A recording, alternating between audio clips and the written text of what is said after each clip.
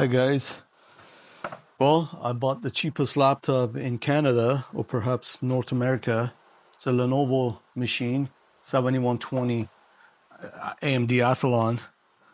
It cost me about $250. Probably maybe get it cheaper, but it's on sale. At first the specs were terrible when I looked it up. I just went on to the website that the Lenovo website. They said, oh, this CPU does wonders and all that. But once you get closer look to it, you realize a single thread, 2-core processor is nothing to write home about. Well, anyways, I looked at the reviews from the Best Buy's website as well, and they were horrendous. Not a single happy user. And I just wanted to get a cheap laptop. And since I had another Lenovo laptop at home, I was moderately happy with it, but it's getting old. So I went ahead and bought this. I thought a dual-core processor with a single thread CPU, it won't do that much multitasking compared to higher-end laptops. But, basically I just wanted to get a light laptop so take it to a cafe or whatever. And that's all I wanted it for. So here, this is a device. It comes with the pretty like a matte silver finish. It looks very expensive. The keyboards are nice. It's like easy to touch, and you can actually type fast. It's got so many options on the keyboard. It has like triple options on these function keys. So some of them, pretty much it's like 4 of them here on that one. So it all depends on what you need it for. And on the side, it's got USB here, HDMI, phone jack, and another USB here with a card reader. It's a 4-in-1 card reader. It's got the adapter, which is not really bulky. But my other Lenovo laptop keyboard, like an adapter, was smaller than this, but this is just pretty good. It's, to be honest, it's not huge. And the way they did it, the way they folded the cable so it doesn't get tangled up, ruin a few cables like that. So this, you have to make sure it stays straight, but they did a good job for making sure this section doesn't get all, like bent. Okay, well, anyways, so I got this machine, and it comes with the pre-installed Windows 11 with the on the S mode. The S mode, if you don't know what it is, it's a piece of junk, and it basically very restrictive and limiting. It's confining, essentially. It disables many features, such as installing new programs and limiting many options. It becomes sort of like a Chromebook, in essence. It just doesn't allow anything that is not native to S mode. So this is like how you can get to it. Turn off S mode. You can follow the steps. It's pretty simple. You just have to be signed in as an administrator. But if you are a very light user, you just want to browse the net, then that's all up to you. But, you can keep it on. They advertise it for keeping your device safe and secure. I guess that might be, you don't want third-party like apps on it. So maybe that's what they're talking about. So speaking of that, this laptop, I thought be only good for that purpose, just like browsing the net. But after firing it up and starting to use it, I realized a major lag, like so slow, my God. I couldn't even load a picture from my USB port. It took about probably 50 seconds just to get the picture loaded from the USB device. And I realized this is like a nightmare. And like all those reviews were correct.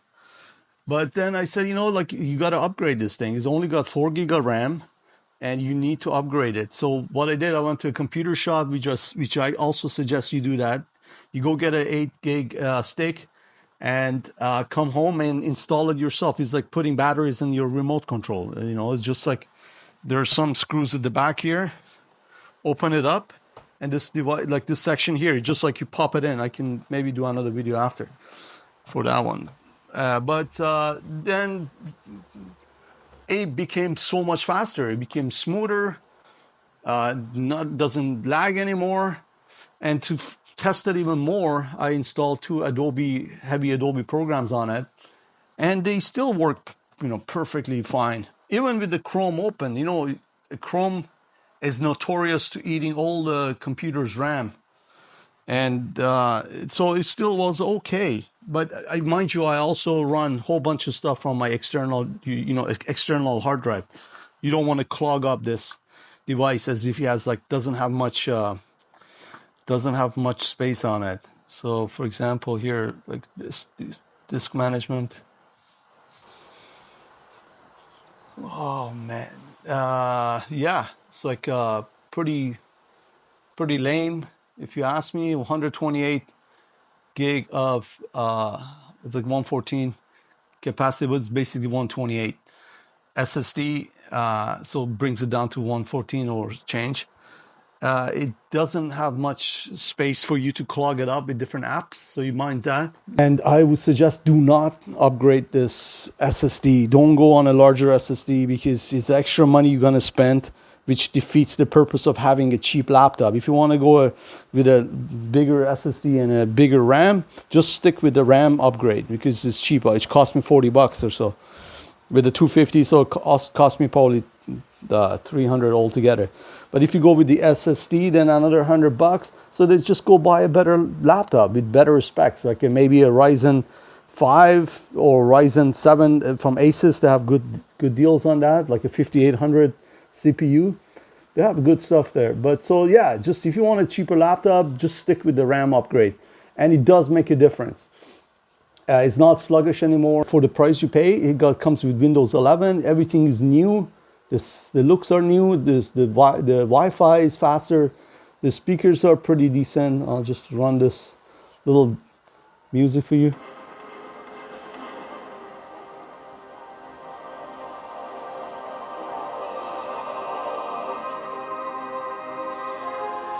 Yeah.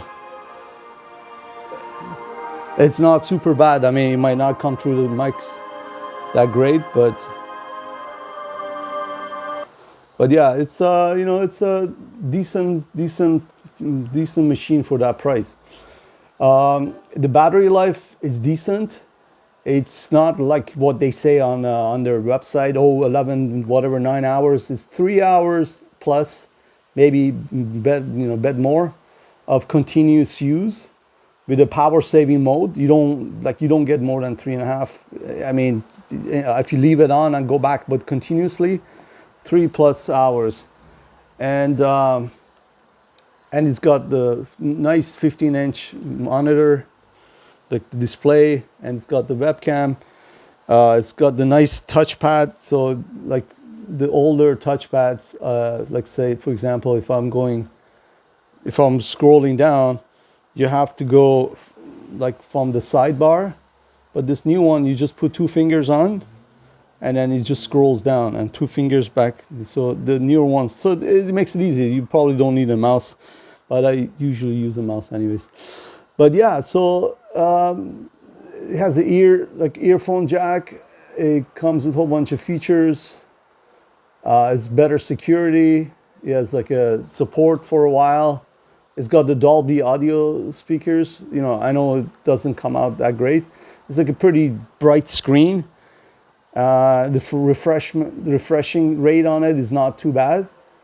Again, you can't compare this with high-end stuff because that's not meant for it. So yeah, if you don't want to upgrade this RAM, you think it's too much work, then don't buy this because it's too slow, all that stuff. But if you do upgrade the RAM, another 8 gigabyte of RAM, then that's perfect for the price.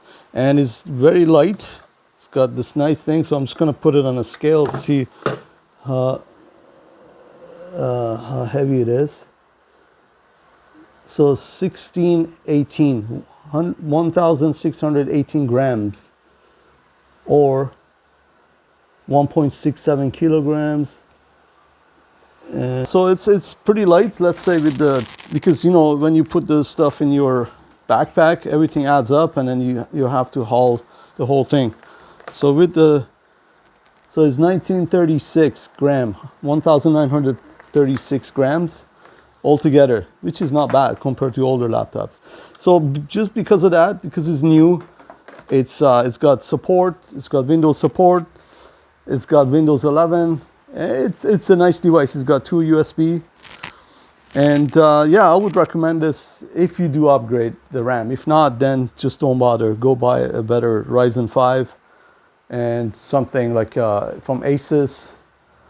Yeah, it's just spend more money, you know, then you'll be better. But the medium weight tasks, then yeah, this is pretty good because I'm running 2 heavy apps on it, and I'm doing some work on a you know, away from my main machine. Yeah, okay, good luck guys, take care.